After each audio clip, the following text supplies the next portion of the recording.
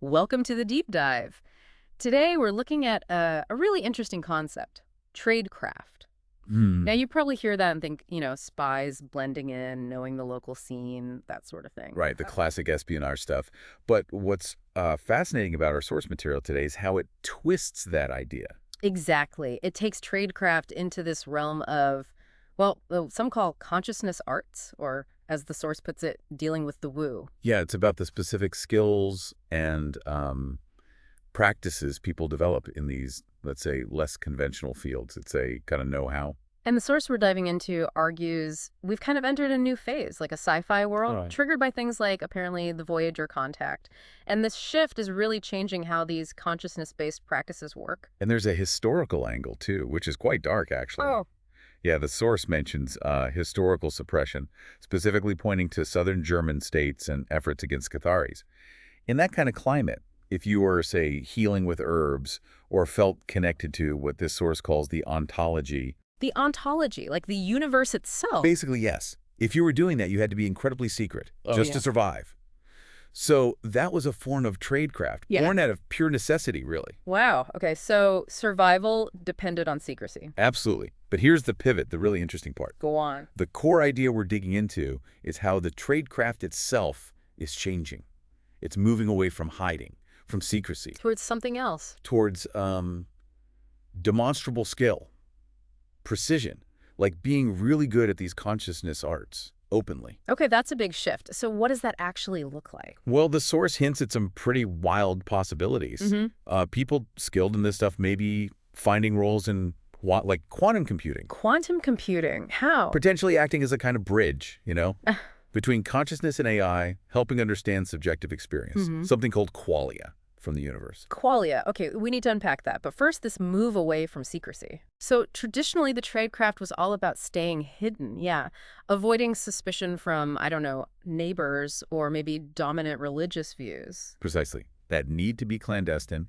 It had deep historical roots, as we mentioned. But that's very different from what's apparently emerging now. So now the tradecraft is less about hiding and more about the doing, the skill itself. Exactly. It's about developing a real mastery, a proficiency in applying these abilities. Okay, which brings us back to qualia and the ontology. Let's define those a bit. Qualia first. Right. So qualia, the source defines it as the smallest possible interaction between consciousnesses that actually carries meaning. It's deeply subjective. Think about like your personal experience of the color red or the taste of coffee. Yeah. That unique feeling. Okay, that subjective quality. Yeah. And the idea here is that the universe itself, the ontology, plays a role in delivering these qualities. It's almost like a form of communication. The universe speaking to us through subjective experience. In a way, yes. That seems to be the concept. Not necessarily words, but maybe intuitive hits, insights, feelings. These subtle signals. Qualia. Can you give an example? The source mentions tarot. It does. Think about a tarot reader's ritual. Yeah. Shuffling, laying out cards, focusing. The source suggests that ritual is partly about quieting the conscious mind, minimizing the internal chatter, To make space for. to create a clearer channel, essentially, Yeah. to better receive those intuitive signals, those qualia, the specific ritual, the focus that becomes part of their tradecraft, their technique. And our own state matters too, right? Like being tired or stressed. Definitely. The source points out that your physical and mental state can really impact your ability to engage effectively. If you're sick or distracted, it might be harder to pick up on or interpret those subtle cues. So being attuned to your own inner state is part of the skill set. Absolutely. A key part of the tradecraft in these consciousness arts. Okay. Now there's another term the source introduces. Shinshin Sou. What's that about? Ah, yes. Shinshin Sou. It's described as unifying mind and body and harmonizing with the universe. It's presented as a specific consciousness art that's expected to become more prominent, maybe even evolve into a kind of science. As signs of harmonizing with the universe. Sort of. Think of it as a discipline, a practice for understanding, and importantly, interpreting the universe's communication, those qualia we talked about. So the real skill the tradecraft in Shinshin Sou is reading the qualia accurately. That seems to be the core of it. And not just for personal guidance, but potentially in wider fields.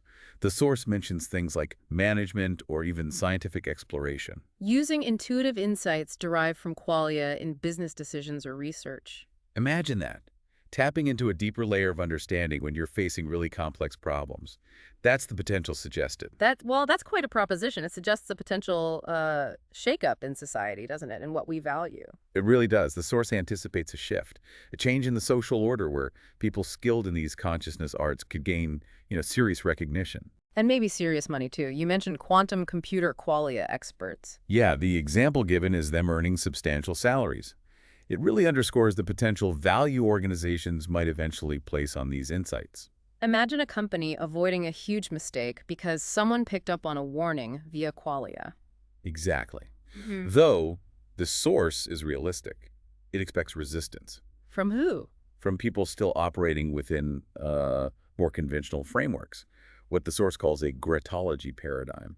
They might dismiss or denigrate these arts. Sure, that makes sense, but the overall picture is one where these abilities become more accepted. Yes, and where people can actually learn to enhance their own innate capacities. It's not just something you're born with, necessarily. And there's a self-correction mechanism? How does that work? By learning from mistakes, essentially. By recognizing when your interpretation of the qualia was off track. The ontology, the universe, is described as self-revealing, but perceiving it accurately. That takes practice. Knowing when you've gone wrong is part of mastering the tradecraft. Okay. Now, the source gets personal here. There's an anecdote about Bitcoin. Yes, quite a striking one. They talk about how their understanding of qualia gave them insight into Bitcoin's huge price jump, predicting it would go from, under $1 up to 100,000, and even suggesting 1 million later on. And they frame this as proof of concept. Like, see, I can perceive and act on qualia. Pretty much. Yeah. It's presented as a self-demonstrating example. Their later move into real estate is also described as being guided by the same kind of intuitive understanding from qualia. A real-world application of the tradecraft. Exactly. And they also mention that their followers or others receive information through their own qualia. It's not about just taking the speaker's word for it. So everyone interprets their own signals. That's the idea. Yeah. Individual interpretation, which leads to an interesting point about wealth. The speaker mentions stopping accumulating wealth at a certain point, where it felt like it would become a burden. It suggests a value system focused more on that alignment with the universe, or ontology, rather than just endless acquisition. Trusting the guidance will continue. Interesting. Okay, so how does this connect to things like, say, tarot or astrology, the I Ching? Right. The source argues these are also consciousness arts. They're not just, mechanical systems spitting out answers based on symbols alone. To be truly effective, they argue, requires the participation of the practitioner's consciousness. It requires receiving and integrating qualia. So it's the consciousness interacting with the system guided by qualia. That's the distinction being made, yes, between a purely mechanistic view and one involving active, conscious, qualia-informed participation. And again, the source emphasizes Shinshin Sou as, in their view, a particularly potent consciousness art based on decades of practice. And they mention a resource. A book called Japanese Yoga on Amazon, apparently, for people wanting to learn more about Shinshin Sou and recognizing qualia. Okay. And the source brings in another personal story, too, about relationships. Yes, about connecting with their girlfriend, Heidi. They describe a really strong sense of qualia right from the beginning, like an immediate recognition and a feeling of reinforcement from the universe, the ontology, about the connection. And Heidi is also described as a woo person? Yeah, someone who also reacts to qualia, maybe less formally, but is still attuned to that level of experience. The relationship itself is framed as being guided by the ontology. So qualia guiding life decisions, big and small. That seems to be the thread running through it. And looking ahead, education. The source predicts we might see more formalized education in consciousness arts emerging quite soon, maybe within the next year, though perhaps not in traditional university settings initially. More specialized training, maybe. And the final thought for listeners. It's really an invitation. If you're interested in these areas, start practicing your own tradecraft. Pay attention to those subtle signals, the qualia. The suggestion is that doing so could genuinely, significantly change your life. Okay, so wrapping this up, we've explored this really fascinating shift in the idea of woo tradecraft, moving potentially out of the shadows, away from just secrecy. And into the light as a recognized, maybe even highly valued skill set in this emerging sci-fi world the source described. Which leaves you, the listener, with something to think about, doesn't it? Definitely. Consider your own intuition. Those gut feelings, sudden insights, moments of just knowing something. Could those be your own encounters with qualia?